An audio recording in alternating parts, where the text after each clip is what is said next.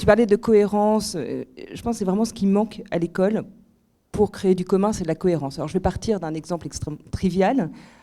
Une réunion parents-prof, comme on a chaque fois en début d'année. Déploration générale des professeurs et des parents, ils sont toute la journée sur leur téléphone, le zapping, le manque de l'effort. Il n'y a pas un parent qui n'était pas en train de mater son téléphone pendant qu'on parlait, pas un prof qui n'était pas en train de mater son téléphone en parlant. Donc il y a un côté profondément faux cul au sein de l'éducation qui empêche de créer du commun.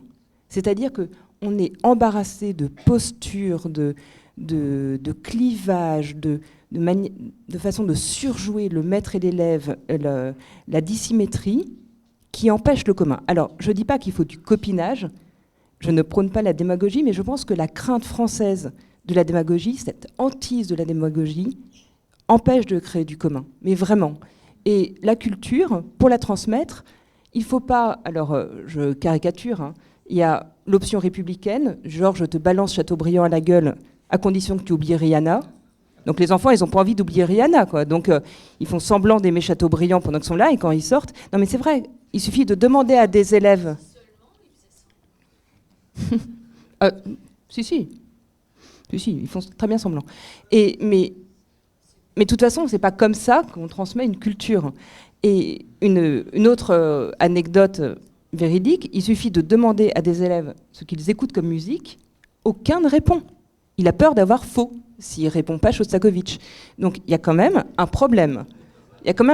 C'est-à-dire que la culture, ça ne se balance pas à la tronche des gens. Et si on y croit, on pense qu'on a confiance en la culture, on croit à sa force, et on ne pense pas que Booba va venir la piétiner. On est sûr de ce qu'on fait. Mais par ailleurs, l'autre option, qui est l'option, pour caricaturer encore pédagogiste, elle n'est pas non plus terrible. C'est-à-dire que le commun, c'est pas mettre des élèves en îlots et les atomiser en centaines d'items.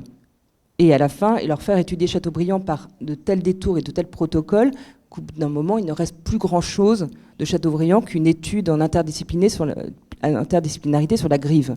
Donc, en gros... On s'y prend mal. Non, mais vraiment, il y a une question de pédagogie pour le commun. C'est-à-dire qu'on ne peut pas transmettre une culture commune comme on jette de l'huile bouillante par-dessus un muret. Voilà, il me semble que c'est le grave problème de l'école qui est faux cul.